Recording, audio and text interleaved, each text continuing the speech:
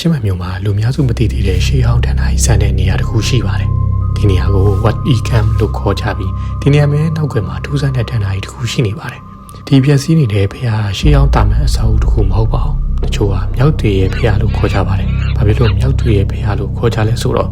မြင်းကြီးတစ်ပါးနဲ့မြောက်တွေရဲ့ကြားကထူးဆန်းတဲ့ဆက်နွယ်မှုကိုယုံကြည်လို့ခေါ်ကြတာဖြစ်ပါတယ်ဒီနေ့မှာကျွန်တော်တို့တွားရောက်လေ့လာမယ့်နေရာကတော့ချင်းမိုင်မြို့ရှေးဟောင်းမြို့တော် Wiam Kum Cam ထဲက Wat Ecam ဖြစ်ပါတယ်လွန်ခဲ့တဲ့နှစ်ပေါင်းရာချီကာလတုန်းက Wiam Kum Cam ဟာလန်ဒန်နိုင်ငံရဲ့အရေးကြီးတဲ့မြို့တော်တစ်ခုဖြစ်ခဲ့ပါတယ်ဒါပေမဲ့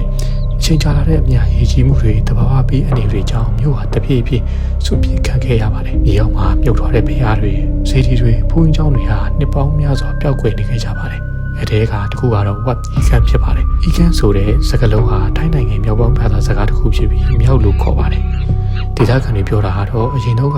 ဒီဒေသတစ်ဝိုက်မှာမြောက်ကြီးတွေနေထိုင်ခဲ့ကြတယ်လို့ဒီနာမည်ပေါ်ပေါက်လာတာလို့ဆိုပါတယ်။တနအီယာမင်းကြီးတစ်ပါးကိုအတေတခုကနေပြီးတော့တင်ပေးခဲ့တဲ့မြမကြီးတစ်ကောင်ရှိခဲ့တယ်လို့ဆိုကြပါတယ်။မင်းကြီးကကျေးဇူးတုံ့ပြန်တဲ့အနေနဲ့ဘုန်းကြီးကျောင်းကိုတိဆောက်ပေးခဲ့တယ်လို့ဒေသခံတွေကယုံကြည်ခဲ့ကြပါတယ်။တကယ်ဖြစ်ခဲ့သလားဒါမှမဟုတ်လူတွေဖန်တီးတဲ့ပုံမြင်တစ်ပုဒ်လားဆိုတာချင်းသိသေးကြတဲ့အဖြစ်တော့မရှိသေးခဲ့ပါဘူး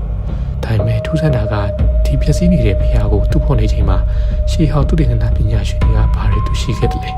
။စီရိုကြီးရဲ့အောက်မှာဘယ်လိုလုပ်ဝဲချက်တွေရှိလဲဆိုတာကိုဆက်ပြီးလေ့လာကြည့်လိုက်ရအောင်။အနာရီထက်ပိုပြီးတော့စိတ်ဝင်စားစရာကောင်းတာတွေကရောက်မှာဖုံးကွယ်ထားတဲ့တမိုင်းအစစ်အမှန်တွေဖြစ်ပါတယ်။1980ခုနှစ်ကရှေးဟောင်းသုတေသနပညာရှင်တွေဟာဒီမြို့တော်ကိုဟောင်းကိုစတင်တူဖို့ခဲ့ကြပြီးတော့ဒီရောက်မှာနှစ်ပေါင်းများစွာပုံကွယ်နေခဲ့တဲ့အစာအုပ်ဟောင်းတစ်ခုချင်းစီပေါ်လာခဲ့ကြပါတယ်။အဲဒီကံကိုစတူဖို့ချိန်မှာတော့အားတင်စရာတွေစတင်တွေ့ရှိခဲ့ကြပါတယ်။ကြီးမားတဲ့စီရီတဆူပိမှန်ဆောင်အုပ်မြစ်တွေကြောက်တိုင်နဲ့အုတ်တိုင်အကျွင်းချမ်းတွေပြီးတော့ရှေးဟောင်းနေရဲ့အစိပ်ပိုင်းတွေကိုတွေ့ရှိခဲ့ကြပါတယ်။ဒီနေရာတွေကဝဟိကံဟာတာမန်ဘုန်းကြီးကျောင်းတချောင်းမဟုတ်ပဲတစ်ချိန်ကအရေးပါခဲ့တဲ့ဘာသာရေးစင်တာတစ်ခုဖြစ်ခဲ့မယ်လို့ယုံကြည်နေကြပါတယ်ဒီနေ့ကျွန်တော်တို့မြင်ရတဲ့အပြည့်စုံတွေဟာတစ်ချိန်ကလူတွေရဲ့ဆူတောင်းတန်တွေဘွဲတော်ခန္ဓာရဲ့အတန်တွေပြည့်နေတဲ့နေရာတစ်ခုဖြစ်ခဲ့ပါတယ်ဒါပေမဲ့ပြီးကုန်တစ်ခုကျန်ပါသေးတယ်ဒီလောက်ရေးကြီးတဲ့နေရာတစ်ခုဟာဘာကြောင့်ပျောက်ခဲ့သားခဲ့ရလဲတမိုင်းရဲ့မတန်းနေတာအရာအဲ့ဒီမြို့တော်ဟောင်းဟာရေးကြီးမှုတန်ကိုမကြာခဏခံခဲ့ရပါတယ်ပင်ရီဗာကန်နာနေတဲ့အတွက်ရေးကြီးမှုတွေခဏခဏဖြစ်ပေါ်ခဲ့ကြပါတယ်နောက်ဆုံးတော့လူတွေဟာမြို့ကိုဆုံးခွာပြီးနေရာတူကိုပြောင်းသွားခဲ့ကြပါတယ်။အဲနောက်မှာဝေခံဟာအချိန်ကြီးကြာလာတဲ့အများလူတွေမေးသွားခဲ့ကြပါတယ်။ရာစုနှစ်ပေါင်းသွားကြာပြီးတော့မနောက်မှာတော့မြေရောက်ထဲမှာပြန်လည်တွေ့ရှိခဲ့တာဖြစ်ပါတယ်။ဒီနေ့ Wat Ecam ကိုတွားရောက်လေ့လာကြည့်မယ်ဆိုလို့ရှိရင်တိတ်ဆိတ်နေတဲ့ဇီဒီဟောင်းတွေကိုတွေ့ရမှာဖြစ်ပြီးတပင်ကြီးတွေထမ်းပင်ကြီးတွေချာအုပ်ဟောင်းတွေ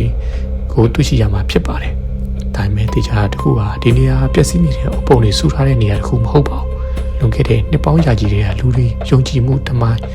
တဏှာရည်နဲ့သိသိထားတဲ့နေရာတစ်ခုဖြစ်ပါတယ်။တင်သားချင်းမှန်ကိုရောက်မယ်ဆိုလို့ရှိရင်လူတွေအများမသိသေးတဲ့ရှေးဟောင်းလှုပ်ဝက်ချက်များကိုစိတ်ဝင်စားတယ်ဆိုရင်တစ်ခေါက်တော့ကိုယ်တိုင်တွားရောက်လေ့လာကြည့်စေချင်ပါတယ်။နောက်တစ်ခါဘယ်လိုထူးဆန်းတဲ့ဗီဒီယိုတွေလာမလဲဆိုတာကိုသိနိုင်အောင် like and share နဲ့ subscribe လေးကိုနှိပ်ပေးဖို့တောင်းဆိုချင်ပါတယ်။နောက်ဗီဒီယိုမှာပြန်တွေ့ကြတော့ပါ